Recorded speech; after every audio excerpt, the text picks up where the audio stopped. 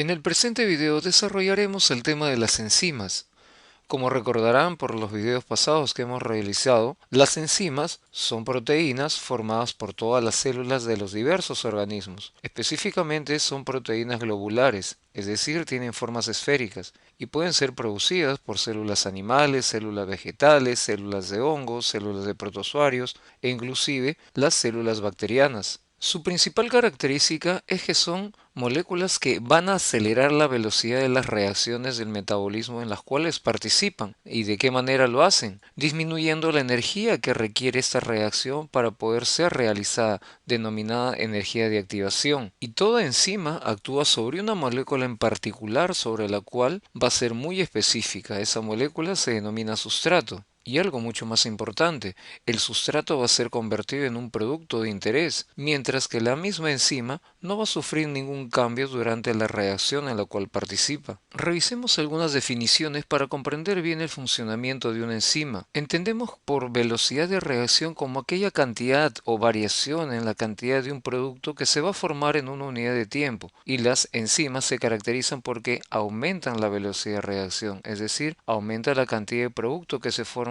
en menos tiempo. Por otro lado, la energía de activación va a ser aquella cantidad mínima de energía que es necesaria para que una reacción química se lleve a cabo. Y como hemos indicado, las enzimas disminuyen esta mínima cantidad de energía requerida. Las enzimas van a actuar sobre una molécula muy específica, la cual es denominada sustrato. Ese sustrato, por acción enzimática, va a convertirse finalmente en producto. Y para que el sustrato pueda convertirse en producto, debe unirse previamente a la enzima. Las enzimas hemos dicho que son muy específicas para el sustrato. Y hay una zona en la molécula enzimática en la cual el sustrato va a unirse. Esa zona de la enzima donde el sustrato se une se conoce como sitio activo. Las enzimas son proteínas, pero en muchas oportunidades esas proteínas deben estar unidas a otras moléculas para poder funcionar de una manera más eficiente, es decir, para ser activas. Solo la parte proteica, es decir, la fracción proteica de la enzima, es denominada apoenzima y además no es activa, mientras que la parte no proteica se denomina cofactor, que pueden ser pequeñas moléculas de naturaleza orgánica o inorgánica, que la apoenzima, es decir, la parte proteica de la enzima, va a necesitar para ser activa. Ese cofactor no está unido de una manera fuerte a la apoenzima, mientras que el grupo prostético es similar al cofactor, pero la diferencia con el anterior es que está muy unido a la apoenzima. Mientras que finalmente se va a denominar holoenzima a la enzima activa, y esa enzima activa va a estar formada por la apoenzima, es decir, la parte proteica de la enzima, y el cofactor o el grupo prostético, para que la enzima funcione de una manera más eficiente. Las enzimas se van a caracterizar, como hemos indicado, por disminuir la energía mínima que se requiere para que un sustrato se convierta en producto. Como vemos en ese esquema inferior, el sustrato va a necesitar una energía de activación adecuada para convertirse en producto. Esa energía de activación va a disminuir si agregamos la enzima específica para el sustrato que necesitamos trabajar. Y si se fijan aquí, en ese otro color, la cantidad de energía de activación va a disminuir drásticamente y el sustrato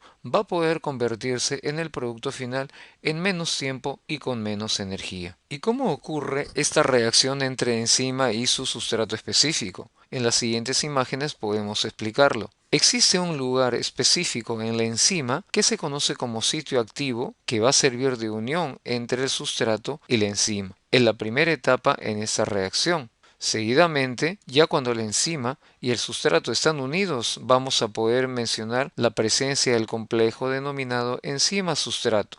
En el mismo sitio activo, el sustrato comienza a ser convertido en producto, formándose el complejo enzima-producto, hasta que finalmente, luego de que todo el sustrato ha sido convertido en el producto que buscamos, este producto final va a separarse del sitio activo de la enzima y como apreciamos, la enzima no sufre ningún cambio y puede reiniciar un nuevo proceso en el cual el sustrato se convierte en producto. La actividad catalítica de una enzima puede estar afectada por diversos factores, como por ejemplo la temperatura. El aumento de la temperatura ocasiona un aumento en la velocidad de las moléculas tanto de la enzima como de las moléculas de sustrato, y esto va en relación con el aumento de la posibilidad de que ocurran colisiones moleculares tanto entre la enzima como el sustrato, formándose mayor cantidad de complejo enzima-sustrato. Como apreciamos en ese esquema, entre 0 a 40-42 grados aproximadamente, la velocidad de reacción es proporcional a la temperatura, y las enzimas tienen una temperatura óptima para su trabajo. En humanos, esa temperatura óptima está alrededor de los 37-37,5 grados centígrados. Como vemos en ese esquema también, por encima de los 40-42 grados,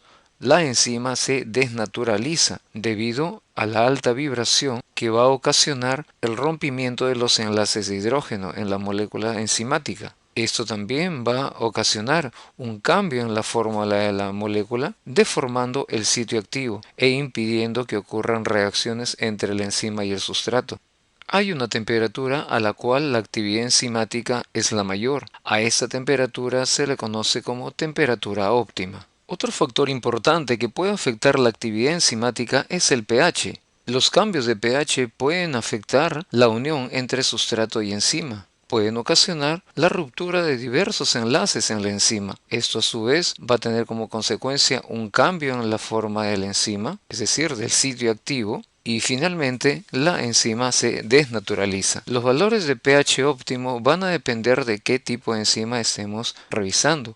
Por ejemplo, para aquellas enzimas intracelulares, el pH óptimo va a ser alrededor de 7. Un rango de pH ácido, entre 1 a 6 aproximadamente, va a ser el óptimo para enzimas digestivas, como la pepsina por ejemplo, mientras que un pH alcalino entre 8 y 12 aproximadamente se considera el pH óptimo para enzimas que se encuentran en la región oral, como por ejemplo la amilasa, que actúa sobre la amilosa del almidón. La velocidad de la reacción catalizada por una enzima va a depender directamente de la concentración de la misma enzima. Si la concentración de la enzima aumenta, la velocidad de la reacción también va a aumentar directamente como estamos viendo en ese esquema. Por otro lado, la concentración de sustrato también va en directa proporción a la velocidad de reacción hasta cierto punto. Mientras aumenta la concentración de sustrato, la velocidad de la reacción también va a aumentar proporcionalmente, hasta llegar a un punto donde va a encontrarse mayor concentración de sustrato que de enzima. A partir de ese punto, cualquier aumento en la concentración de sustrato no va a producir un cambio significativo en la velocidad de la reacción, y esto debido a que los sitios activos de las enzimas van a estar cubiertos por los sustratos. Así como los cofactores o grupos procéticos son necesarios para que las enzimas puedan ser activas durante la reacción bioquímica, existen sustancias que pueden reducir o aún detener la actividad catalítica. Esas sustancias bloquean o distorsionan el sitio activo de la enzima y por esa razón son denominados inhibidores, ya que inhiben la reacción bioquímica. Veamos cómo se produce esta inhibición de la actividad enzimática.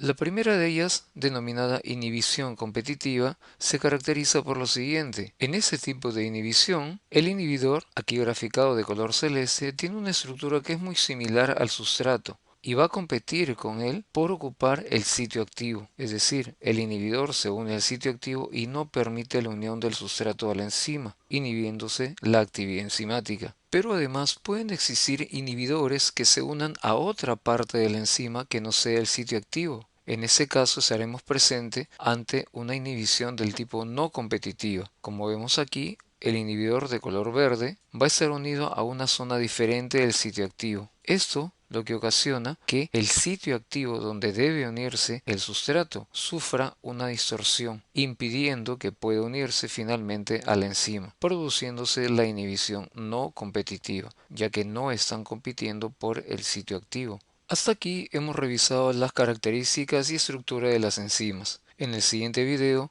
revisaremos la clasificación de ellas.